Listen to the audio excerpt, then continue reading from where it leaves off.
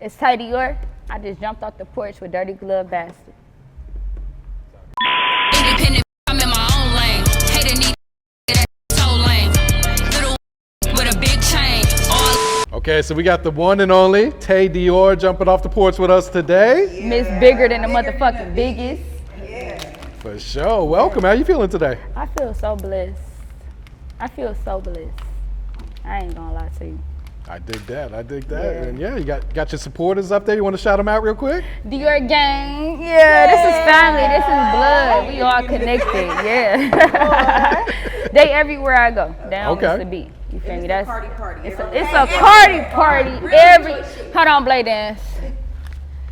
Bust up and get this Gotta one. hit it. You saw all the NFL players doing it this year? Man. It was lit.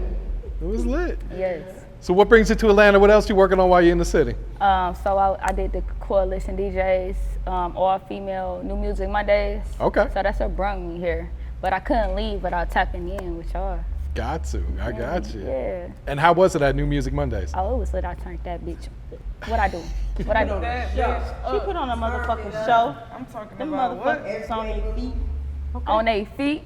Yeah. I don't miss a beat. They was screaming. Yeah. What were the DJs saying? I know they give you feedback at the end of the keep performance. Listen, what? Ain't nobody even say keep going. They looked at me and said, "You got it. You got it." No, that part. No. Yeah, it was a straight up. You got it. Like it ain't nothing. You ain't doing nothing wrong. You ain't wrong, Queen. That's what they said. Oh, that's hard right there. That's how you know you're doing something Yeah, right. for sure. Yep. So, man, let's go ahead and dive into your story. So, from Detroit, what part of Detroit are you from? The East Side. It's Okay. the East Side, ain't it? So, how would you describe your experience growing up on the East Side then? Honestly, I feel like it's the best thing that ever happened to me, growing up on the East Side. Because if I wasn't from the East Side, I feel like I wouldn't be who I am. You know? And it just makes you know how to stand your ground. You ain't going for nothing that ain't, solid. And I don't know, that's why everybody love me. Because I don't know what it'll be. I mean, I got people that I love that's not from the East Side. So I can't say, I'ma just say Detroit breed real ones, period. But I'm just grateful I'm from the East Side. So. No, absolutely. And what were you into as a kid? Like, were you always into music? What was you doing, growing up? No, I was like, She's a badass. I was not bad. I was just, I wasn't bad. I just wanted to do what I wanted to do. So it was just pretty much like, I was still a kid, but then I just jumped off the porch when I was like 14 going on 15. Okay. Yeah. And what led to you jumping off the porch when you were 14? Because my mama had me by this leash. It was so tight. I'm like, girl, let me go. But I should have stayed at home with my mama. But then again, it worked out beautiful for me at the same time. But I just wanted freedom. I wanted to do what I wanted to do. Then I fucked around and found out like the streets ain't all what it's hyped up to be. Yeah. Yeah, it's always like when your parents are, trying to keep you away from it, it makes you gravitate towards it more. Exactly. But then once you get out there, it's like, oh shit, you was right. Man, I'm telling her, I'm like, you know what, why you ain't come get me? You should have came and got me, but I was too far gone. Sometimes that experience be the best teacher though. Yeah, like she it could is. tell Oh my you God. over and over and over. It but made me a beast. I ain't gonna lie to you. It made me a beast. It taught me a lot, and then like I ain't no goofy, so I learned quick. So once I turned 15, I did have a baby, but I started getting to the bag immediately. Yeah. Like immediately. Did you stay in school once you had the baby too? Or? No, I wanted to finish school, but I didn't get the opportunity to finish school because I ain't had nobody to watch my baby, and I ain't trust the people. The school that I went to had a daycare in it, 14 moms, but the kids was coming out fucked up. So I'm like, I ain't putting my baby in there. So I just stuck to doing hair. Okay. And what's your mom's reaction when you tell her that you're pregnant? Like, I'm sure she flipped out. You know what? She didn't even find out till I was like 8 months. You headed for her for 8 months? I ain't even, because I remember I ain't live with her. I was in the field. So I ain't live with my mama. And my sister, my big sister had told me like, mama going through enough. Don't even say nothing yet. So by the time I was 8 months, that's when she finally was like, come live with me. I want to be there for you, stuff like that. So she wasn't even tripping. She probably was tripping, she wasn't tripping because, I was already out in the streets. I was 16 when I had her, but I was already making a way for myself. Yeah. And what would you say were like some of the shit you was experiencing being off the porch that young? Man, I feel like just survival mode. you can't trust everybody. And I tell like young girls, so like it ain't all what it's hyped up to be. You know, older men prey on younger girls. So it was just kind of scary, but also I was kind of like, it built character. It had built me to a position to where like I'm young now and I can't be fucked with. Yeah. Like, but I wouldn't be here if I didn't go through what I went through when I was a teenager.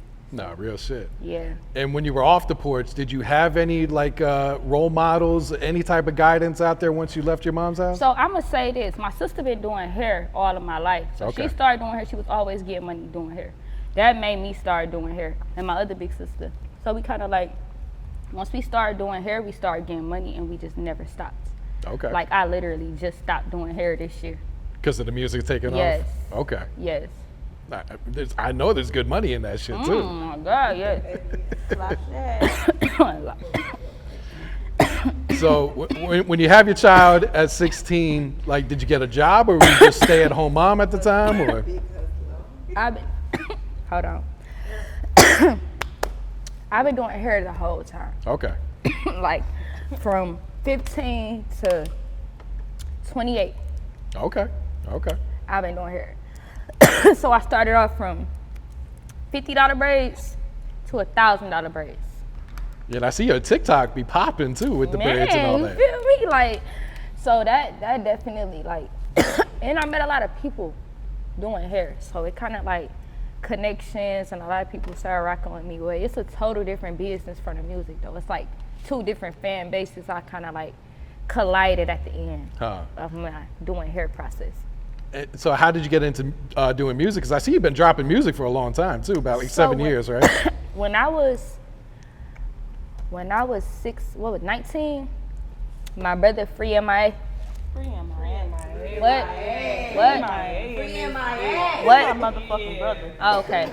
Free MIA, my big brother, he was rapping. He was doing music and all of that, and I'm like, listen, I want to rap. I was joking, but I was serious. But I fucked around and found out I really knew how to rap. I've been cold since I started. I never had a weak moment. I've been really hard since the beginning of my career until now. It's a gift from God. And my brother inspired that.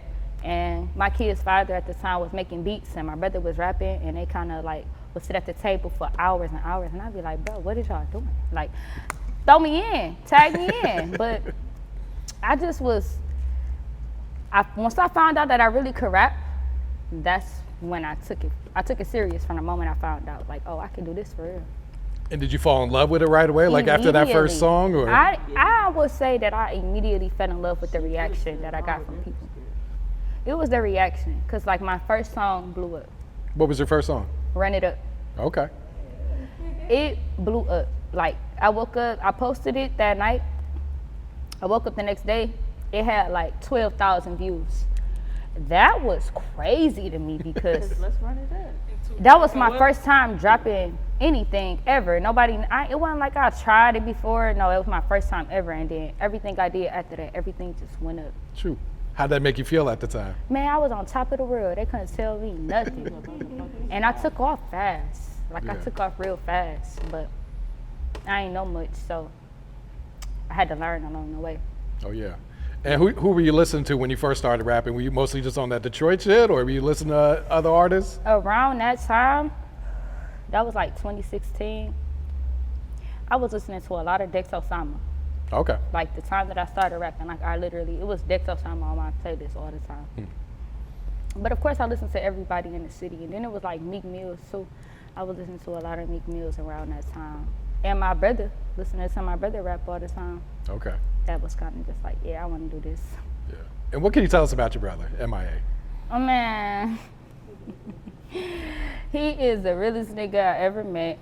You know, we've been through a lot together. And you know, he got my back. He stand firm. He stand tall with me. If it wasn't for him, I probably wouldn't be rapping, because he was the person that was around me that made me want to rap. You know, so his energy, his spirit is what inspired me to like, oh, I'm about to do this for real. And then it just took off. So I know, yeah. How long has he been locked up now? He has been locked up. 7.5. It's been 7.5. Yeah, he get out in 2 years. But I'm coming for my brother. I'm about to get him out way sooner for that 2 years, because by the end of the year, he's a goner. So like, what's his reaction when you start sending him your music that's blowing up and everything, especially lately? Like, oh my God, you a superstar, come get me, get us up out this bitch. Like, you look rich, you like, and his hands is in everything. So like, he got everything to do with, when you see me, you see my brother. So it's like, it's just exciting for him, because it's like, you know, he can see that his hard work, or nothing that he has done is going unnoticed. You feel me? So like, he's very excited. Like, he's super, and we just getting started. Like, we nowhere near done. so it's gonna be up when he comes home. Huh? Yes. Oh my God. So how would you describe this journey you've been on since 2016 when you put out that first song up until now? Man, honestly, the best part about this journey for me is that I never ever doubted it. Sometimes I lose patience, but I never doubted where I was gonna go and how I was gonna get there. Like, I always knew, because I get the visions of my dreams, I get words from other people. Like, we got living, walking prophets and people that will tell you, like, you a star. Like, you was born for this. Like, you gonna do this. On top of me just believing in myself. So it's been a roller coaster, like a never-ending roller coaster, because you go up, you can go so high up and come right back down. And then when you gotta kind of like trust God in order to get back up sometimes, because you might make a wrong move and go down. Some people think that it'd be over for them, but I don't have a plan B. Like, a lot of people got plan Bs. If this don't work, I'm gonna go back to school. I ain't going back to shit. This gonna work. You don't have a choice. Like, I put too much of my energy into it, and God already promised it to me. So it's like, I'm just waiting on my day. But it's here. We outside. We up now. We viral now, right? Yeah. We outside.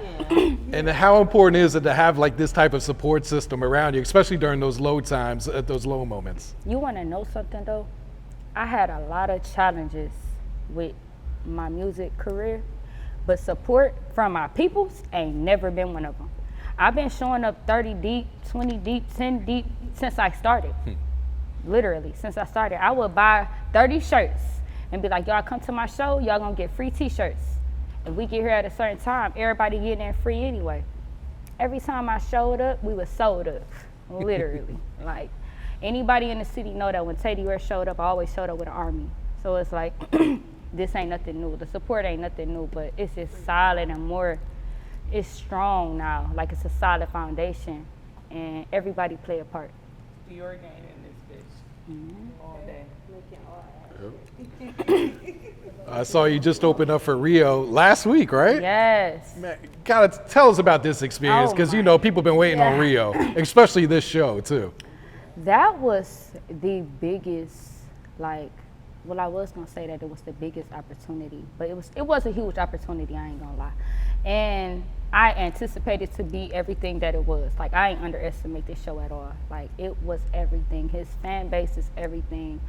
They welcomed me, they took me in, I turned that bitch up, and Rio fucked with me, he asked me for a feature. I saw you guys flick it up, and it looked like he's really embracing you too. Yeah, yep. Did he give you any game of, about the rap industry, anything like that? You can look at me and know you ain't gotta tell me. All he said to me was, can I get a verse? Yes, you can. So, we ain't done yet. I'm gonna do a couple more Rio shows.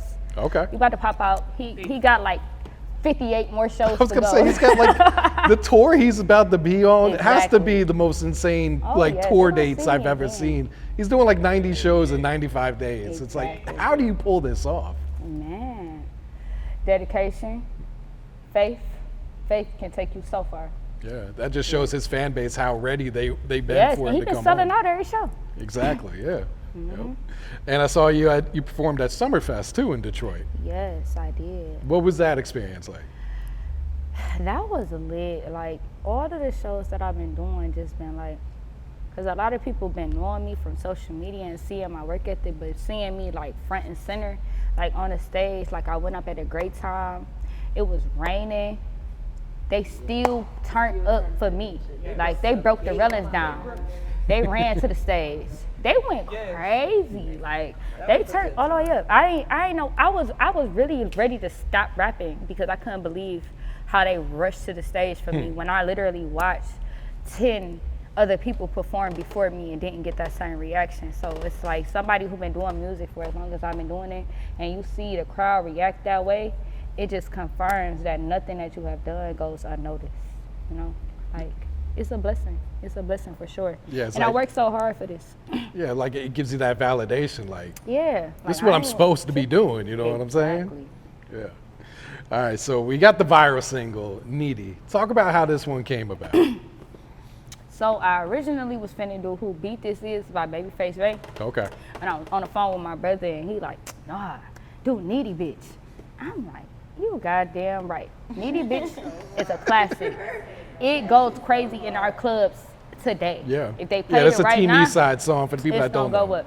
Yeah. So when I did it, it was so fast. I got the beat from Put a Band on it, Eastside Bands on Instagram. I got the beat from him. I went to the studio the next day and then I shot the video the next day. Oh, wow. It's kind of like my steps was divinely guided, and then we had to wait like, it was less than 2 weeks for the video to drop, but it was a Tuesday, April 16th, I think on a Tuesday. And then Lace Visuals shot it, and he was like, there's no point in holding it, let's drop it at 6 o'clock. I'm like, all right, bet. And my brother like, don't hold the heat, you might burn yourself, cause I, you know, you get some heat, you don't know to drop it now, drop it later. You start maybe overthinking it sometimes, yeah. So I'm like, fuck it, we about to drop it. So we dropped it at 6 o'clock and that bitch went viral immediately. I put it on every single Detroit vlog page and it went viral on every single one of those pages, including mine. So it was up after that. Yeah, and I saw Peezy Show It Love, which is, you know, once again, that validation, like, all right. Yeah, like, and you know, that was something I ain't asked for. I was definitely paying homage though, cause it's like, it's Team Eastside, it's the Eastside, like I'm from the Eastside, but I done been in the rooms with them, so they know they know of me. They may not know me, but they know of me. So for me to like do that and do it like that, everybody always give me my flowers. Like, oh, you did it right. Like, you enhanced it, like for real. So yeah. And when you got done recording the song at first, did you anticipate this? Like, did you expect it to go viral like it did? My brother did. I was like, I don't know. It's heat though. I knew it was heat. Honestly, it definitely blew past my feet ain't been on the ground since. I just keep going up and up and up and up and up. Like, keep going up. Yeah, and I see it's going viral on TikTok. What's some of the videos that you've seen that's really tripped you out on TikTok? Man, I just feel like the amount of people listening to it, or like when I'm performing it, the amount of people singing it back to me, it's like, oh, y'all really listening. Like, y'all is listening. And I have a viral video right now where my baby brother is like torching the streets with the flamethrower. Oh yeah, and I'm when it got played on the radio, right? Yeah, when it got played on the radio. And that video, I think that's the most craziest one. Like, that's the craziest one right now.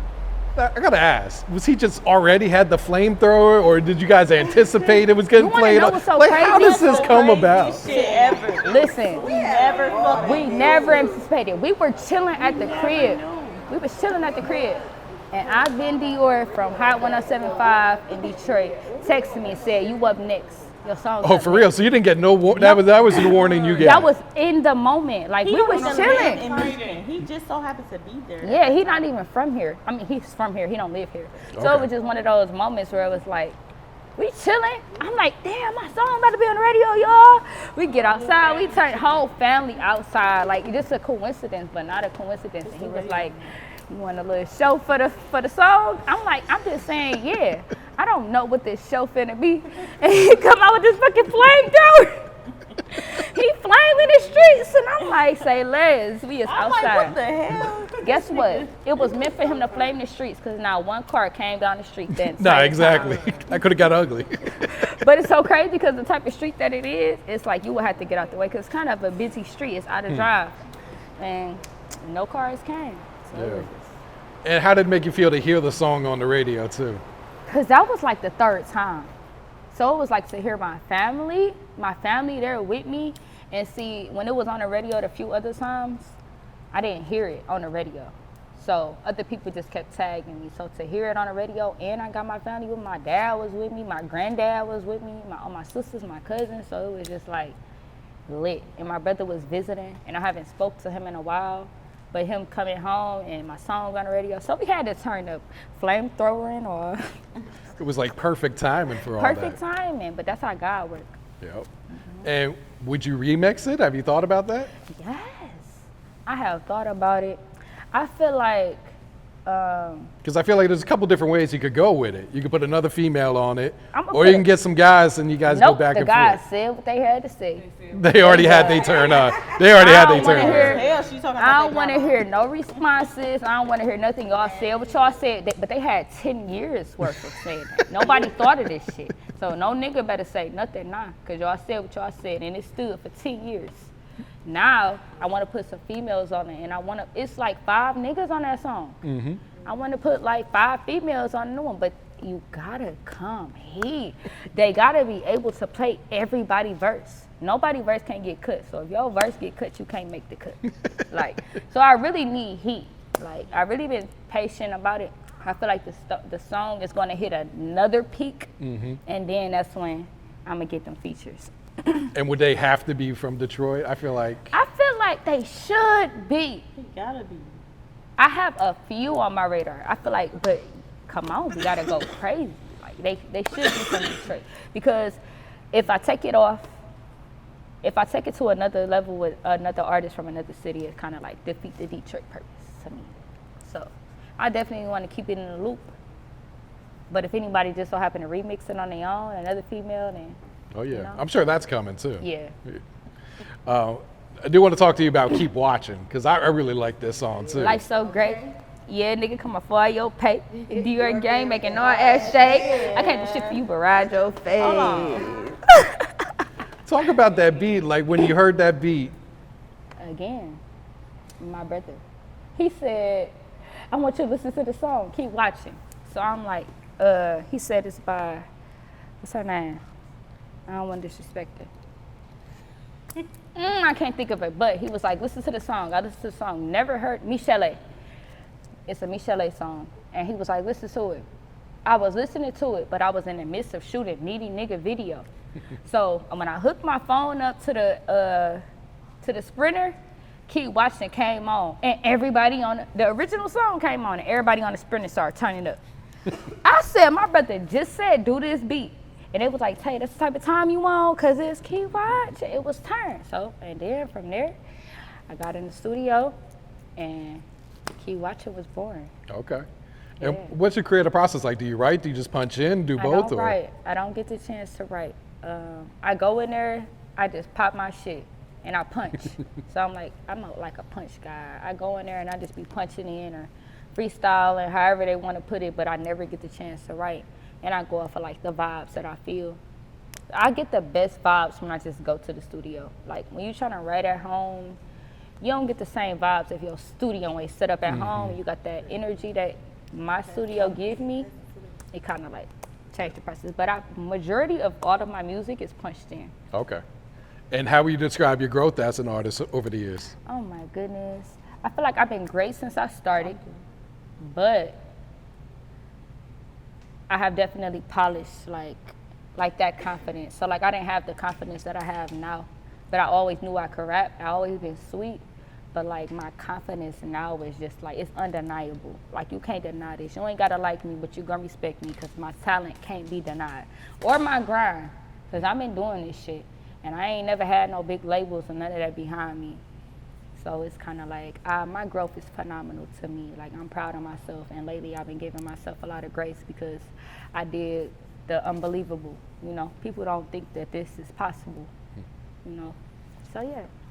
Would you be open to signing with a label? Because I'm sure they've been reaching out. I know they watching. Yes, they've been watching, and a few of them kind of reached out, and it's like, my thing is, I am not hungry to be signed, like starving to be signed. I'm starving to create a lane for myself and to create residual income for myself that I know I can create without a label.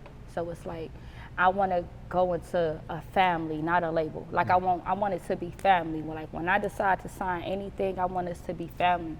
And we come into each other cookouts. Yeah, I'm a part of the label, but we at the cookouts with it, you know? And because I don't want to ever be crossed over. Like when I do it, I want to do it right. And I want to come with my own bag too, so it's more so a negotiation rather than me just trying to get some money to sign. I'm not in a rush for that, honestly, but of course I want to meet with the right people. Yeah, it's all about having that leverage at the end of the day so you can get the type of deal that you want too. Exactly. Yeah. And what's your thoughts on the music scene in Detroit right now? You guys still going crazy? That's the industry. Detroit is the industry right now. We got a whole East Wing hallway of the industry. Like, we got a whole wing, but it's so much room. It's so much room for like other Detroit artists to just step. You just got to step it up, like, because they all eyes on us. And it's not what you do, it's how you do it and how you show up and how you represent yourself. And I feel like they watching, and I know my time is, and once I'm done with this, it's like, okay, I didn't touch every single platform that you can touch. You feel me? That's on that surface level till you get to that next level. So I just know that I love being from Detroit. Like, I love what we got going on. I love the work ethic. We had to rebuild because we had Motown and all of that, but we rebuilt a whole nother industry for ourselves. Yep.